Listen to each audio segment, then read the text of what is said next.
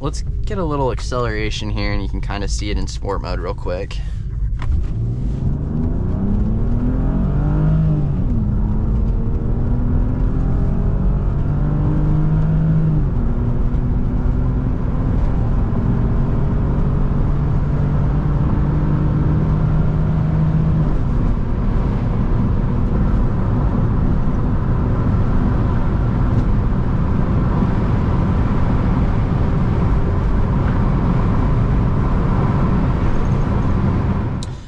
What's up, guys? This is my first video that I'm posting with my voice in it, so hopefully it's not too cringy, but I just want to make a quick video about the E36 M3 and more specifically the E36 M3 with the automatic transmission, because this transmission gets a ton of hate and I don't really think it's justified. So just getting into it, this is my 1997 E36 M3 sedan in Astoral Blue.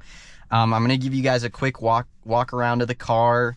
We're going to go for kind of like a little cruise drive where I talk about the transmission and the way it works a little bit, because first time I looked at it, I was pretty confused. So if maybe you guys have one and you think it sucks, maybe you're just not using it right.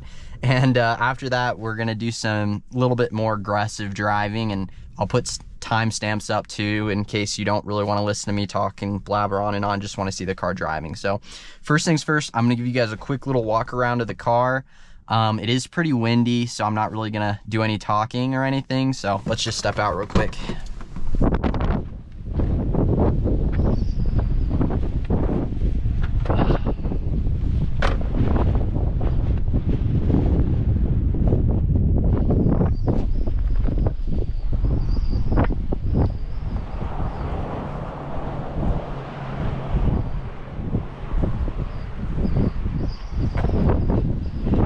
A little bit dirty, a lot of water driving up here, but decent truck space, and I got full down rear seats too, so it's super duper dailyable. Fits lots of stuff usually. Coming around to the front, we got the glorious S52 engine. A lot of people think it's just an M52 that's a little bit tuned up, but I really like it personally, and it doesn't have any of the issues the S54 has. So this car is pretty much completely stock. It's just got some coilovers on it, some no-name ones that were on it when I got it, but around 240, 245 horsepower, I believe, from this engine. I really like it, so let's hop in.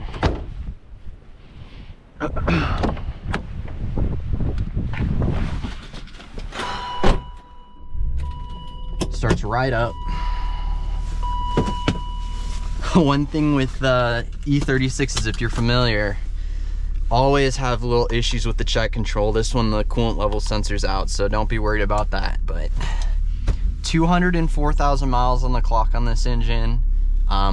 Runs amazing. That's one thing that you're gonna get with an E36 M3 over pretty much any other M3 is the reliability long term, and just overall not having to do a lot of maintenance to the car. And it's kind of funny with the check coolant sensor light on that.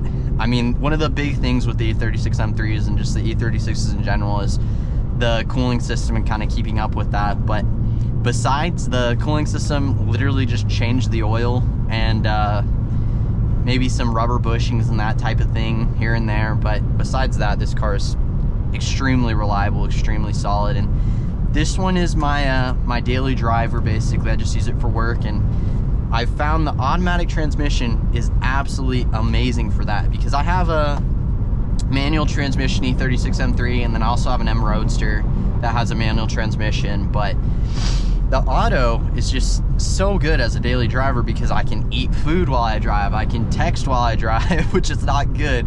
I can use my map and my navigation while I'm driving. And with a manual transmission, you're always trying to downshift and do a bunch of stuff. It's just, it makes it a little bit more difficult.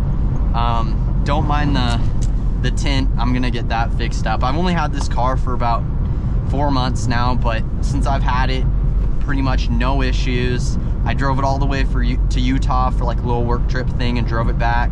No issues whatsoever. Not even any real glove box sag or anything like that. Got heated seats. Let's turn off the traction control, and everything works great in that sense. But onto the automatic transmission, because again, people just seem to really dislike the automatic transmission in this car, and I don't really understand why.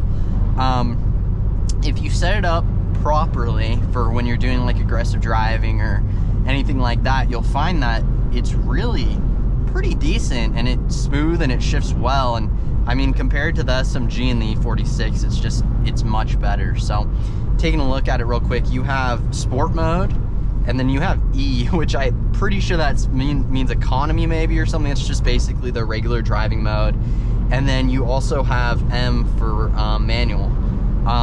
So the way it works is if you put it in sport, it basically holds onto the gears longer and it downshifts a little bit quicker, just like with any other like sport transmission setting.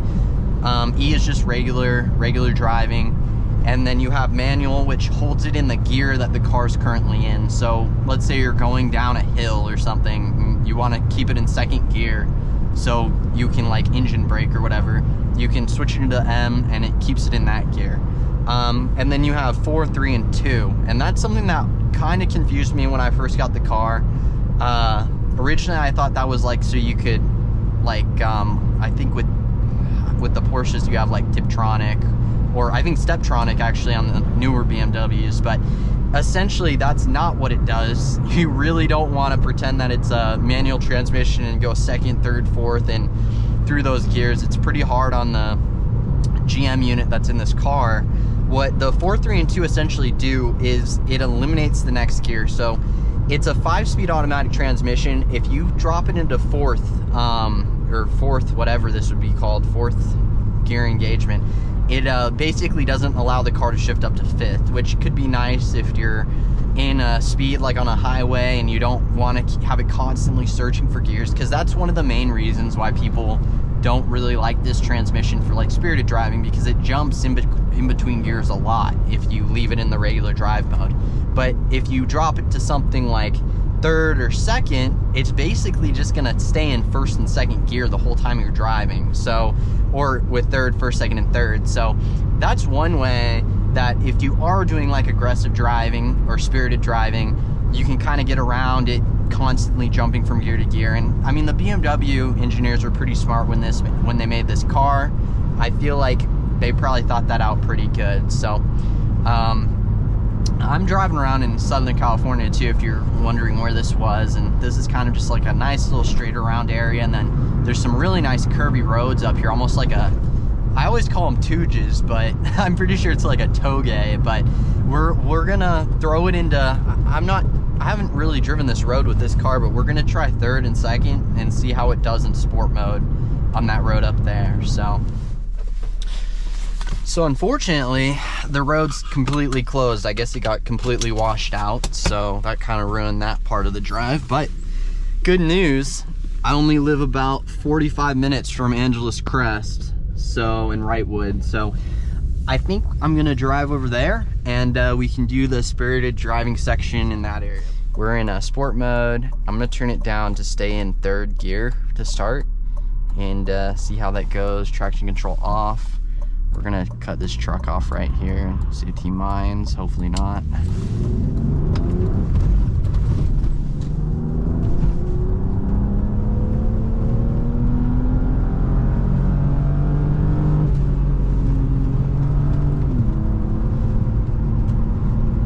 Now, because this car is on the stock setup, 225s in the front, 245s in the rear, it is prone to understeer, so I got to take it a little bit easier.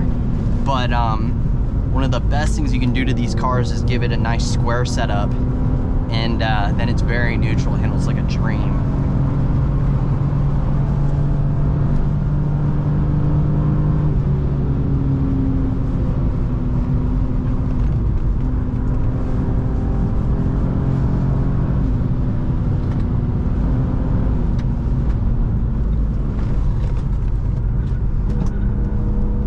On the edge of grip there. Ooh!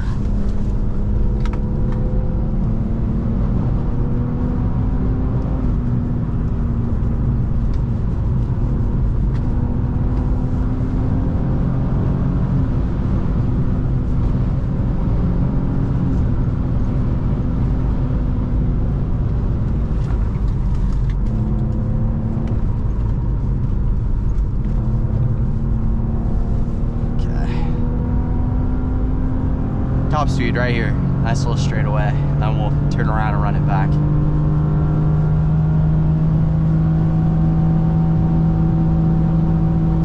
Oh shoot, forgot. I have it in and locked into 3rd gear, so that was a top speed for the car. Yeah, that's part of well, you gotta know what you're doing. Put it back into drive. I mean, that's a good little speed limiter though, because probably shouldn't be going much faster than that anyway, right? We'll go a little farther down up here and then we'll flip around and go back through, and hopefully I kind of illustrate, hey, the auto transmission is not that bad, and the E36 M3 is such a good car.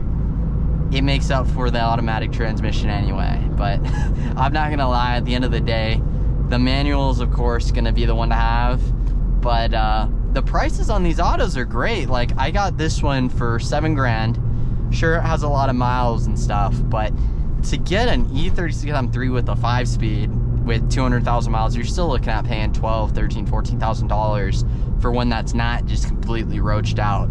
This is a good color combo, dove gray, Estoril blue on the outside. If this were a manual transmission, this car would be $16,000, $17,000. So if you're wanting an E36 M3, if it's gonna be your first car, or maybe you just don't have enough money to invest in the 5-speed one, really don't be that scared of the auto. It's really not that bad. But I'm gonna shut up now.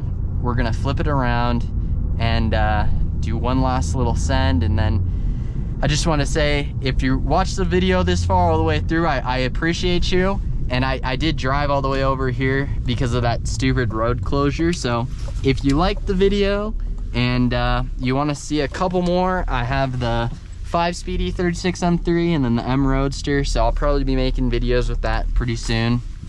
And yeah, if you want to see more, give me a like, give me a subscribe, and I'll see you next time.